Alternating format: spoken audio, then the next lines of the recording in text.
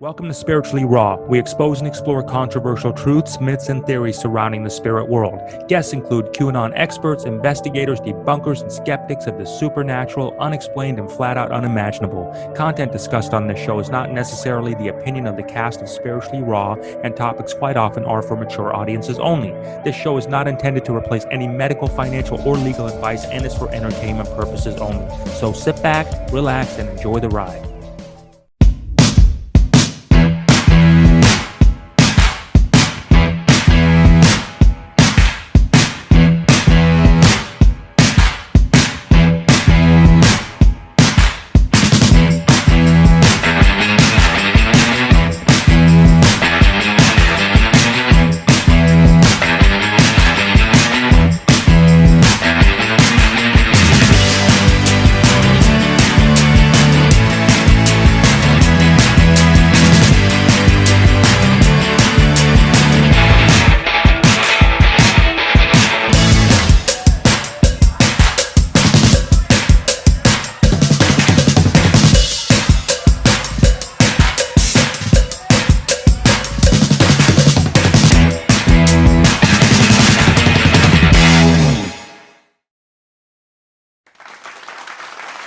Hello, everybody. How are you? And welcome to Spiritually Raw. Thank you so much for your energy exchange with us today. We hope you woke to the most miracle morning and are also having the most fortunate day today. Well, back by popular demand, as always, we have Gene Decode with us. Yes, as always. So, y'all want him back. And, we got a really great show lined up for you today. Can't get enough of Gene. Yeah, it's all good. It's all good. So he's back here to share the inner workings of Gene and really like this conversations that he's had, really, in those other realms, if you would, to have really given him insight of, how he's working in today. So he'll share with us a little bit about that in just a moment. I do want to remind you, if you're new to the channel or if you haven't already, kindly hit the subscribe button and turn on the notification bell. You'll also be seeing this on the Collective Super channel, which the link will be in the description below, and also on spirituallyraw.live uncensored. Okay, so check out those links below. And make sure to please, if you haven't already, join the Telegram channel. That's where I put out all the posts for the shows and for the lives, and also the Telegram, Spiritually Raw Telegram group chat. It's really awesome. Everybody's having a great time. It's like, it's moving and people are just connecting and chatting. It's a wild ride. It's a wild ride, everybody. It's a great way to connect. Yeah, and don't forget, again, if you are having those ascension blues and ascension flus and you're having a hard time breaking through, just visit our friends there at hempworks.com, though, and see if they can help you the way that they have us. So thank you for that. And without further ado, please join me in welcoming Mr. Gene Decode to the show. How are you, Gene? Hi, Gene. Doing good. Good morning, Jay, April. You guys are awesome and beautiful as always. Oh, likewise, my friend. I know we wanted to get into more of the lighter side of things and really kind of reconnect with our spirit here and learning more about, some of the journeys that you've gone on and the conversations you've had, which we'll share with that. But I know before we do that, you did have just a tad bit of updated political news for us. Yeah, just one little thing is that, people were aware the White House was going dark every night for about 10 nights there. Mm-hmm. And then Mustang Medic was videoing tons of buses showing up outside with black tinted windows, like just caravans of them. Mm-hmm. And kind of sort of looked like maybe National Guard were getting off, but he didn't see anybody getting on. Right. Didn't see anybody getting on. Yeah, because on the other side, he's on the other side of the road. He can't be right up against there. And it's dark and all of that. And of course, the White House is dark. And so the last of the 10 days, the lights came on just a little bit before they were actually done putting on who they were putting on. Wow. So did I just hear you as if we've actually gone through the 10 days of darkness that we've been talking about? It looks like it was for the White House is what they were talking about. Wow. I see. Oh my gosh. So the White House was the 10 days. So we all had it like thinking it was going to be for all of the whole country shutting down, but it was in reality for the White House. So they can deal with their operations, right? Yeah, maybe it's for other places too later, but they did have it there. Wow. However, at the very end of the last one, the lights came up a little bit too early. The reason this was done at night and have buses with tinted windows at night was because of who needed to ride the buses. Oh, I got you. I that went over my head. So they had the buses, the darkened windows at night because who needed to ride in the buses? Oh, ride in the Yeah, buses. I because thought so I they thought he wouldn't see said the wave faces. at the wave. Yeah, Ride in the yeah. buses. Oh yeah, I can the imagine. passengers, hell Yeah, passengers. because out of the White House front door, a couple special forces guys I saw coming out, and around them were many, many, many, many, many little children Wow. Whoa. that weren't much above the knees. So we're talking very young little children. Were you seeing Oh this my remote? Were you seeing this gosh. remote Just give viewing, me Gene? chills. No, No, this he's was saying- the video I saw, and then I got some information vetting the video as well. So I Oh, have got it. Okay. Okay. used Well, resources. This is two, so I'm not 100% on this, but it Mhm. looked very, very solid to me. That's why I'm saying it. That the reason they're doing that now is if they'd done it during Trump, he had already, freed them and they were taking care of their health and things. But then the mainstream media would say, "Oh, he has little kids in the White House." Mm, The mainstream media would have had a field day with it. right. Now with Biden supposedly in there, he's more likely in Castle Rock, set in California.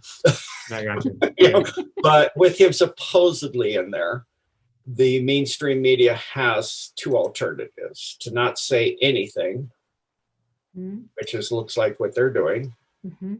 and then the other option is that they can say, "Oh, Biden's rescuing little kids." It's interesting, Gene, because it's we were just talking about this on a previous show, but what does the media even have to talk about anymore? Because Exactly. Trump's been really silent, right? And Biden's just boring to talk about. There's no energy there. Dreadful. What do they even talk about? Yeah, Anymore? I mean, they don't have they can't rail on Trump anymore because other than he was a terrible president. Da da da da da.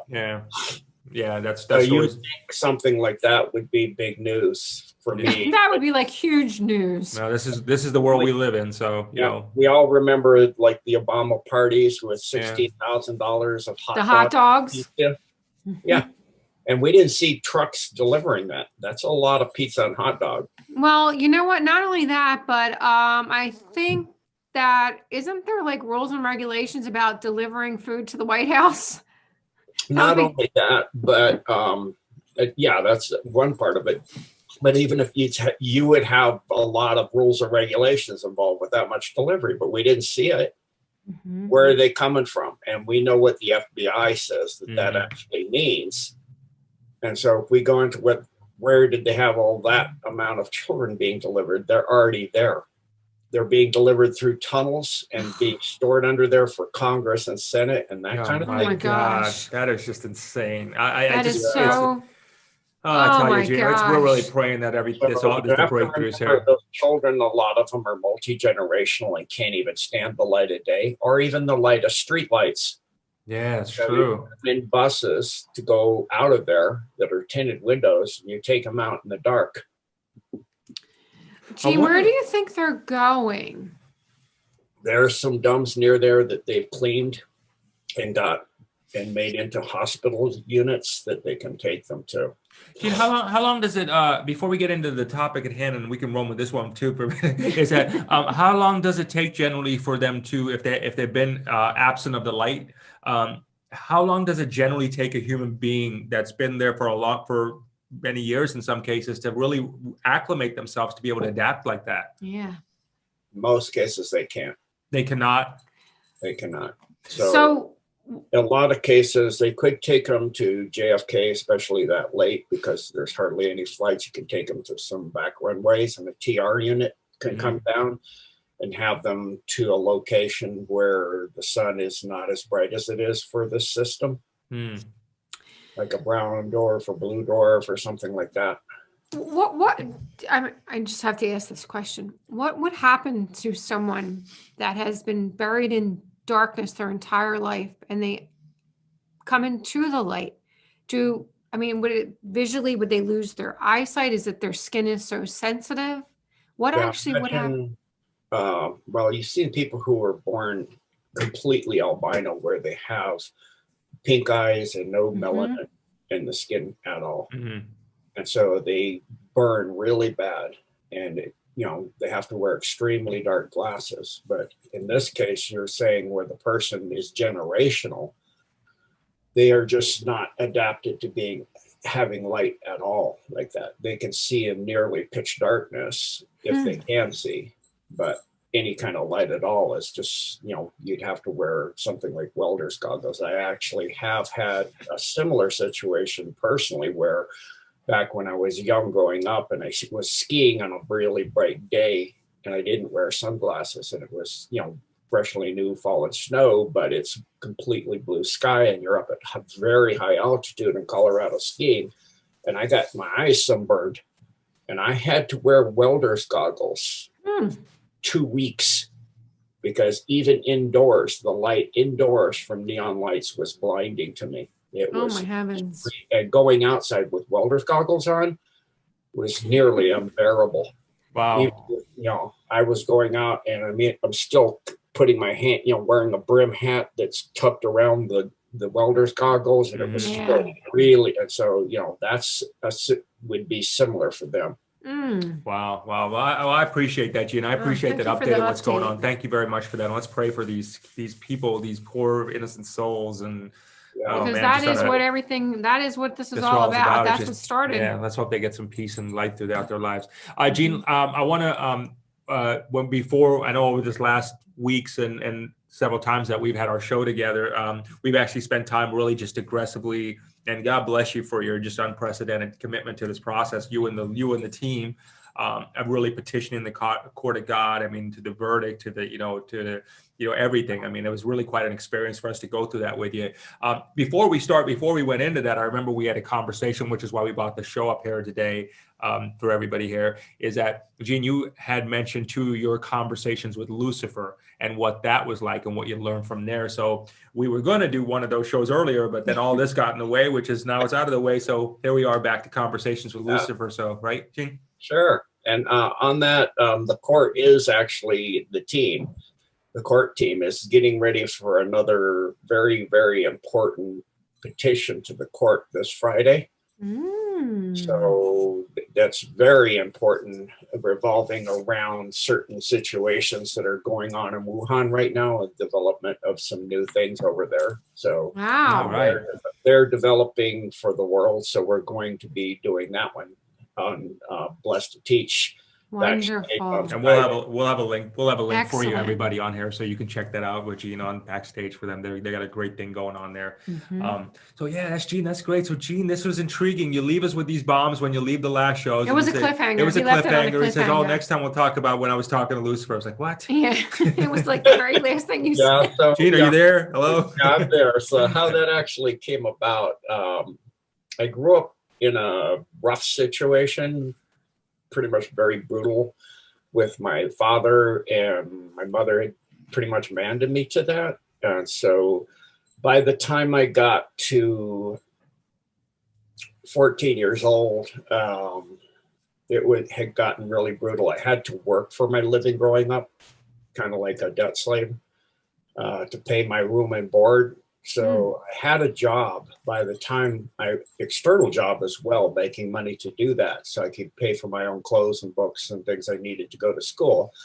And by the time I was 14, I got a pretty good job. And I met a friend finally that said I didn't have to put up with that I would go through puberty. I was a little kid, but I would go through puberty and I could get bigger and stronger and stand up to my dad and just leave. I didn't have to forever put up with that, even until 18 years old. I could leave before that.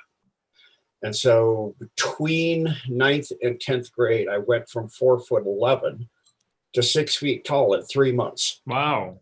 Yeah. Oh my heavens, your body must have been like, what is going on? Actually, his second wife took me to the hospital because she thought I was having appendicitis, because quite often I'd be on the floor in agony in a fetal position. Yeah, I would think so. And she, screaming in pain, and she was thinking I had an appendicitis, and they took me this is about a month after school had got out for the summer between 9th and 10th grade.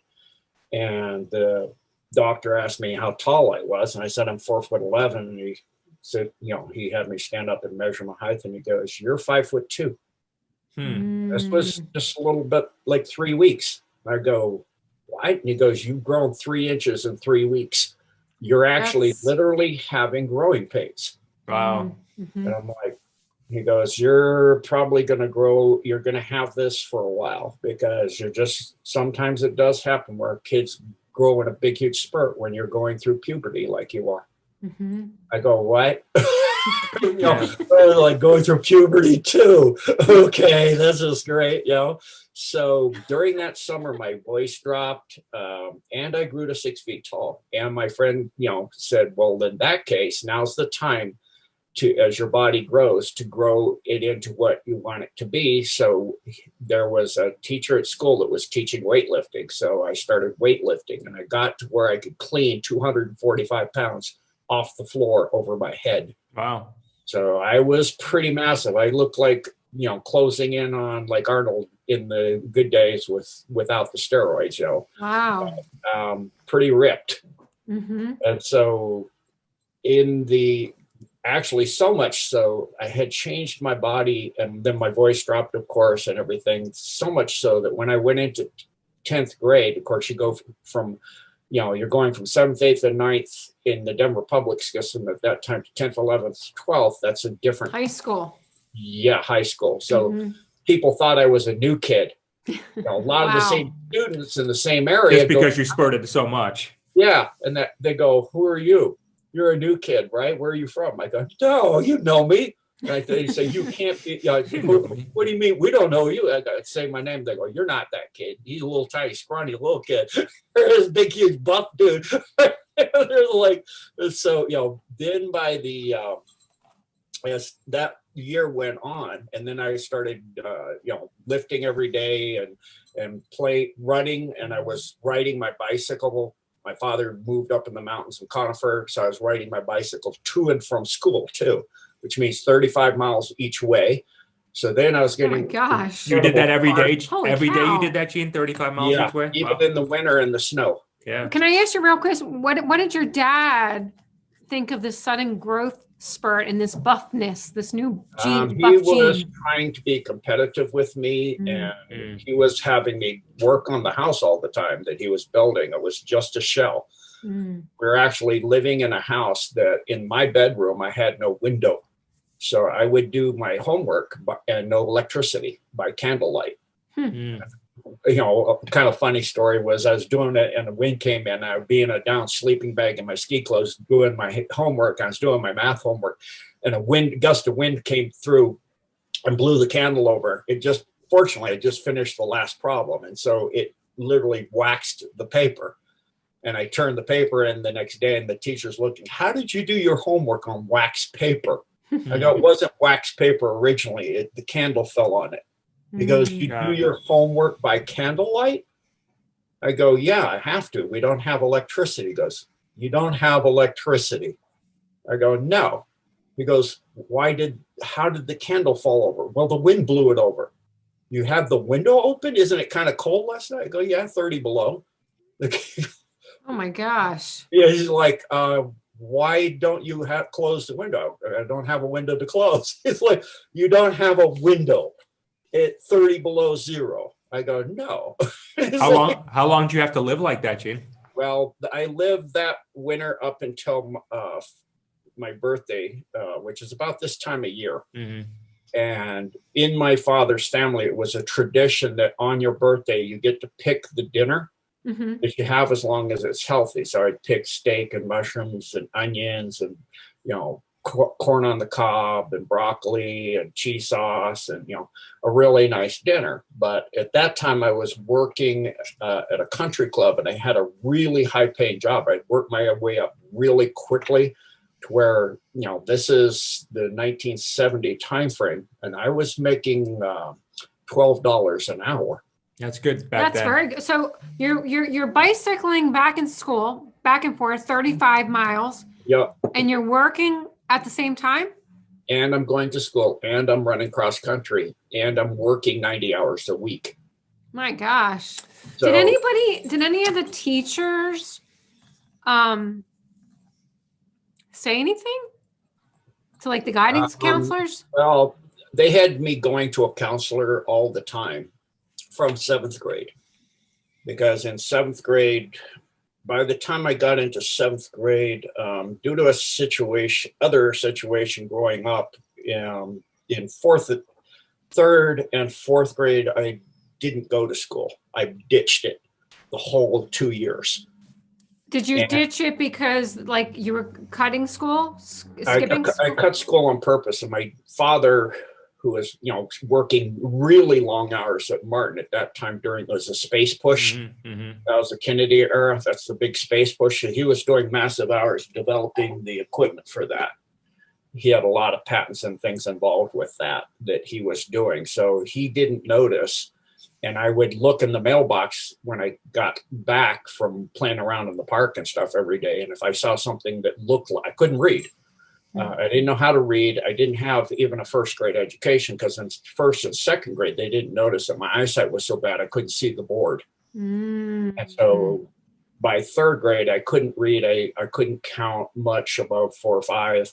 But so by 3rd and 4th grade, I'm still the same way, but I'm just taking in all my time and playing in the park and going out. And then he was out gone so much, he didn't notice. Mm-hmm. And then if I saw an envelope that looked like it's from the school, I'd throw it away. So he never knew. Wow. Oh, got it. Okay. So you were, Do you have brothers and sisters? I had a sister. But she's past Gene?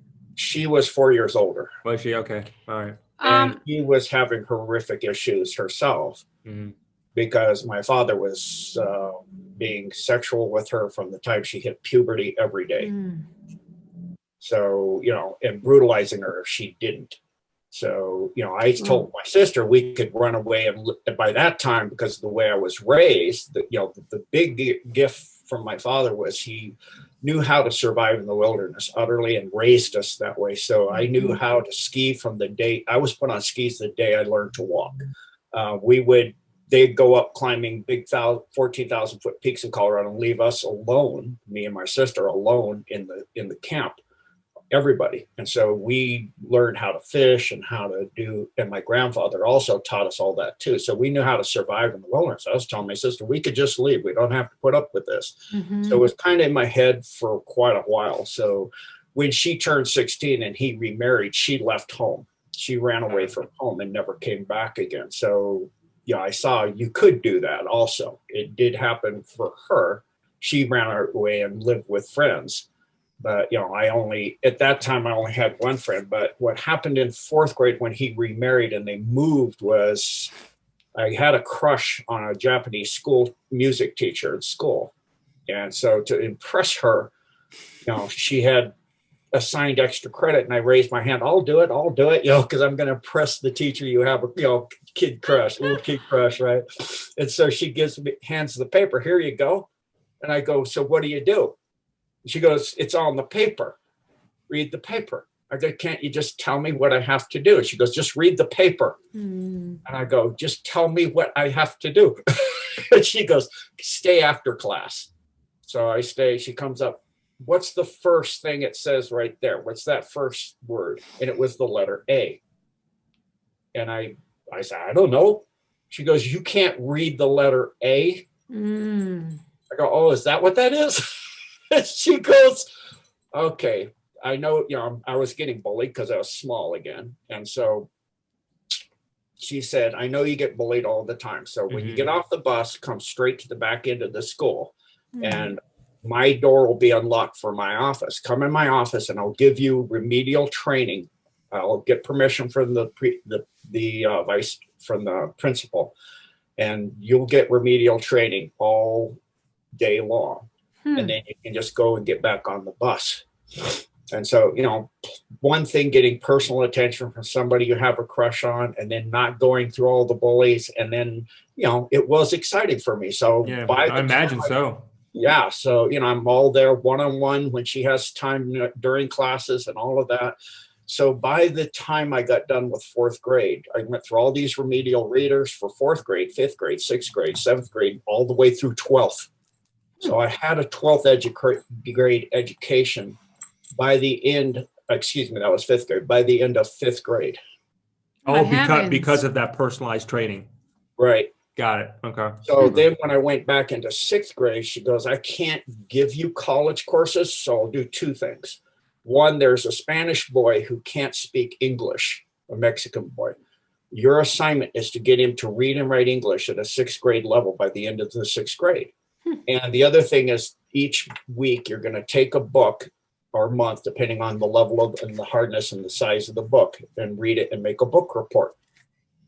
And she said, so, you know, what would you like to read? And I go, I want something that explains the universe and everything. What's No, not you, Gene. yeah, something that's the life, the meaning, the life, the universe, and everything, as the saying goes, right? Hitchhiker's Guide to the Universe, right? And she goes, well, you know, I'm Buddhist. For me, I think that would be a good start, would be the I Ching. So I got the I Ching, and I was reading the I Ching and drawing hexagrams all the time. And, you know, I'd be on the bus drawing hexagrams. I'm like, I know this is the meaning of everything. You know? I just can't figure out how it is. So then, you know, and I got that young man, and the Mexican man, young gentleman, we became good friends, and I got him to read and write and, you know, and I actually quit taking the bus and would go after school, walk to his house. And then my dad's wife would pick us up when she got off work at around 9:30 at night from his house. So I would give him extra time to get him to where he could do that. So then when I went into 7th grade, I had, you know, at that time, you know, finished reading that, and I was doing things like reading Scientific American and making reports on that. My dad's journals, his science journals that weren't classified, and make reports to her on that stuff. So I'm reading all of this, you know, very esoteric kind of knowledge stuff, and Confucius and Lao Tzu and the inner chapters and the outer chapter. I'm just reading voraciously everything I can get my hands on. And so when I went to go to 7th grade, and they test you to see, you know, what grade you should, you know, what kind of classes you should take and where your proclivities are. They're like, you know, what classes do we give him? He has a 12th grade, you know, so I took 7th grade and 8th grade algebra simultaneously, but it's boring. I'm bored out of my mind. Wow. I'm not paying attention. I'm doing the very first class. I was doing the I Ching. I'm doing the hexagrams, trying to figure out and organizing them, trying to figure, I know these, something's got to fit here or do something. I don't know. And the teacher, you know, saw me do what he thought was doodling. He goes, bring up what you're doing. Right. And I show him, he goes, what is this? And I thought he's going to see cartoons or something. He sees all these hexagrams. I'm like, what is this? I go, it's the meaning of the universe. It's the meaning of the universe. Wow. He goes, what? He goes, go to the principal. So, you know, I went down to the principal office, and he asked, you know, so he said, okay, just sit there till the end of class and go to your next class. Well, the next class was science. And I'd been reading Scientific American. And in the front cover that, and they're talking about, and they just got electron microscope pictures of U-235.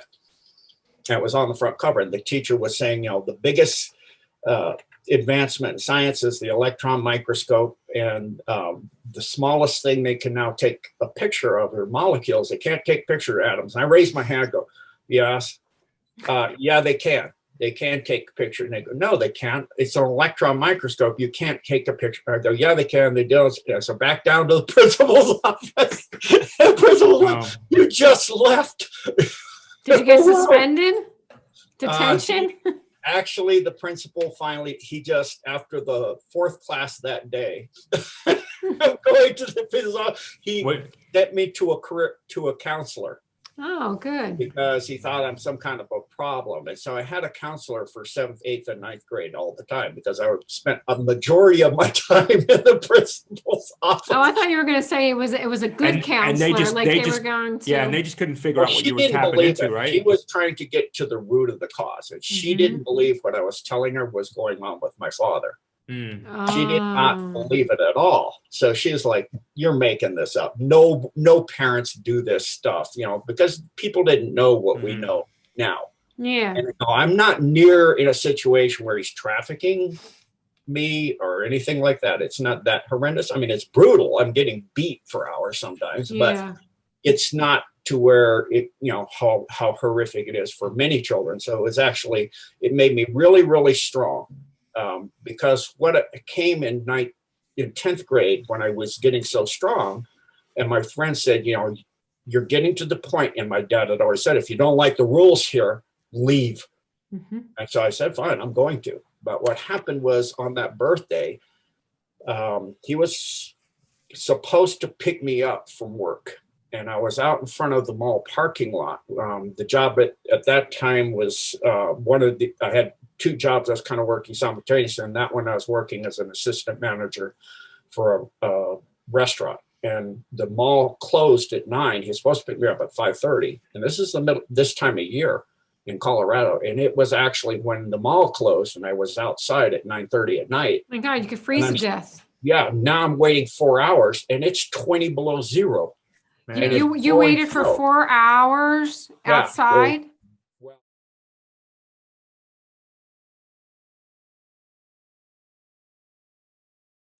We'd like to share a story. While it may sound fictional, it's very real and happening right now in front of our very eyes.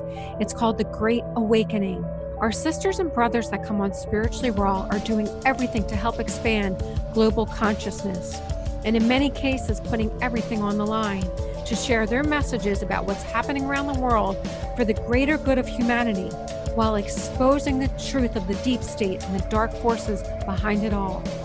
We are living in the most unbelievable times. Some may even say biblical, scary for many and yet exhilarating for others. Together we are taking part in getting everyone acclimated to the Great Awakening process and the exciting new discoveries that lie ahead.